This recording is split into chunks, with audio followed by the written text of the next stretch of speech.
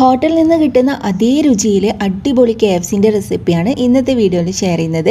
ഒരുപാട് ടിപ്സും കാര്യങ്ങളൊക്കെ ഇന്നത്തെ വീഡിയോയിൽ ഉൾപ്പെടുത്തിയിട്ടുണ്ട്. അതുകൊണ്ട് നിങ്ങൾ വീഡിയോ സ്കിപ്പ് ചെയ്യാണ്ട് ഫുള്ളായിട്ട് തന്നെ കണ്ടു നോക്കുക. എന്നിട്ട് വീഡിയോ നിങ്ങൾക്ക് ഇഷ്ടമാണെങ്കിൽ ലൈക്കും ഷെയറും കമൻറ്റും ചെയ്യുക.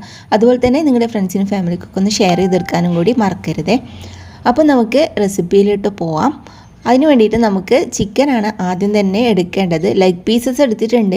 അപ്പോൾ നിങ്ങൾ ഏത് പീസ് വേണമെങ്കിലും എടുക്കാം കേട്ടോ. അപ്പോൾ സ്കിന്നോട് കൂടിയിട്ട് ഉള്ളത് കിട്ടുവാണെങ്കിൽ അതന്നെ എടുത്തോ, അതായിരിക്കും കുറച്ചും കൂടി ബെറ്റർ. സ്കിന്നോട് കൂടിയുള്ളത് കിട്ടാത്തതുകൊണ്ട് ഞാനിപ്പോൾ സാധാ ലെഗ് പീസസ് ആണ് എടുത്തത്. ഏതായാലും കുഴപ്പമൊന്നുമില്ല.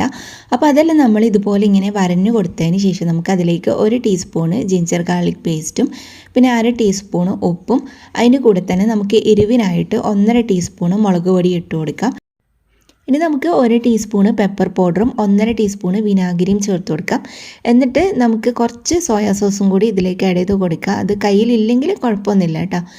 എന്നിട്ട് നമ്മൾ നല്ലോണം മിക്സ് ആക്കണം.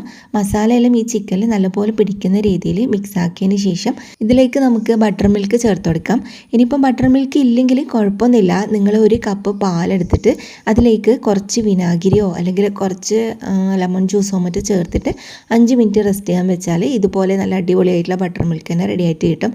അപ്പോൾ നമ്മൾ 1 കപ്പ് ബട്ടർ മിൽക്കാണ് ഇതിലേക്ക് ചേർത്ത് കൊടുക്കേണ്ടത്. നമുക്കിനിത് കുറച്ച് സമയം റെസ്റ്റ് ചെയ്യാൻ വെക്കണം. ഏകദേശം ഒരു 4 മണിക്കൂറെങ്കിലും നമ്മളിത് റെസ്റ്റ് ചെയ്യാൻ വെക്കണം. എന്നാലാണ് മസാലയെല്ലാം ഇതിലേക്ക് നന്നായിട്ട് പിടിച്ച് കിട്ടുള്ളൂ. അപ്പോൾ നമുക്ക് 4 മണിക്കൂർ ഇത് ഫ്രിഡ്ജിൽ മാറ്റി വെക്കാം. ഇനി നമ്മൾ ഒരു പാത്രം എടുത്തിട്ട് അതിലേക്ക് നമുക്ക് 1 കപ്പ് മൈദ ഇട്ട് കൊടുക്കാം. പിന്നെ ഇതൊക്കെ നിങ്ങൾ എടുക്കുന്ന ചിക്കൻ അനുസരിച്ചിട്ട് കൂടുതലും കുറവൊക്കെ എടുക്കേണ്ടി വരും കേട്ടോ. നിങ്ങൾ കൂടുതൽ ചിക്കൻ എടുക്കുന്നുണ്ടെങ്കിൽ മൈദയും കൂടുതൽ എടുക്കേണ്ടി വരും. അപ്പോൾ നമ്മൾ 1 കപ്പ് മൈദയിലേക്ക് 1/4 ടീസ്പൂണ് ഉപ്പും 1 ടീസ്പൂണ് കാശ്മീരി ചില്ലി പൗഡറും പിന്നെ 1 ടീസ്പൂണ് കുരുമുളക് പൊടിയും ചേർത്തിട്ട് ഇത് നല്ലോണം മിക്സ് ആക്കണം. എന്നിട്ട് നമ്മൾ നേരത്തെ റെസ്റ്റ് ചെയ്യാൻ വെച്ചിട്ടില്ലേ ആ ചിക്കൻ എടുത്തിട്ട് അതിലേക്ക് നമുക്ക് 1 കോഴിമുട്ട പൊട്ടിച്ചൊഴിച്ച് കൊടുക്കുക.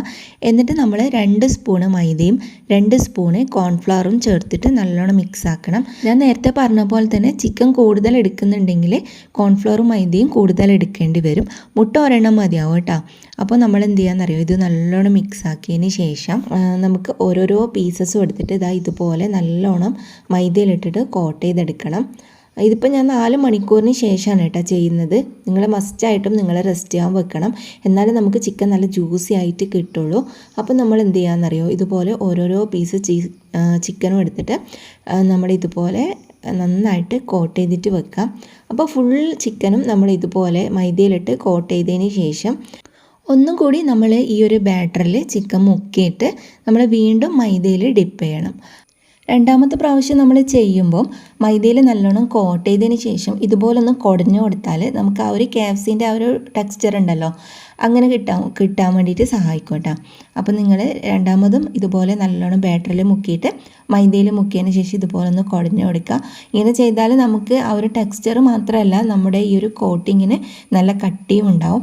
അപ്പോൾ ഇതുപോലെ നമ്മൾ എല്ലാം ചെയ്തിട്ട് റെഡിയാക്കിയിട്ട് വെക്കുക. ഇനി നമുക്ക് ഫ്രൈ ചെയ്യാൻ വേണ്ടിയിട്ട് തുടങ്ങാം. ഓരോരോ പീസസും എടുത്തിട്ട് എണ്ണ നല്ലോണം ചൂടായതിന് ശേഷം നമുക്ക് അതിലേക്ക് ഇട്ട് കൊടുക്കാം. എന്നിട്ട് 2 സൈഡും തിരിച്ചു മറിച്ചെല്ലാം ഇട്ടിട്ട് ഫ്രൈ ചെയ്തെടുക്കാം. പിന്നെ ഇത് ഫ്രൈ ചെയ്യുമ്പോൾ നിങ്ങൾ പ്രത്യേകം ശ്രദ്ധിക്കണം, ലോ ഫ്ലെയിമിൽ തന്നെ വെക്കണം. എന്നാലേ ചിക്കൻ നല്ലോണം വെന്ത് കിട്ടൂ. ഹൈ ഫ്ലെയിമിൽ വെച്ചാൽ പുറമേ മാത്രം കുക്കായിട്ട് ചിക്കൻ വെന്ത് കിട്ടൂല. അപ്പോൾ ആ ഒരു കാര്യം നിങ്ങൾ പ്രത്യേകം ശ്രദ്ധിക്കേണ്ട. അതേപോലെ തന്നെ നമ്മൾ മൈദയിൽ കാശ്മീരി ചില്ലി പൗഡർ ചേർത്തത് കൊണ്ടാണ് ഈ ഒരു കളർ കിട്ടുന്നത്.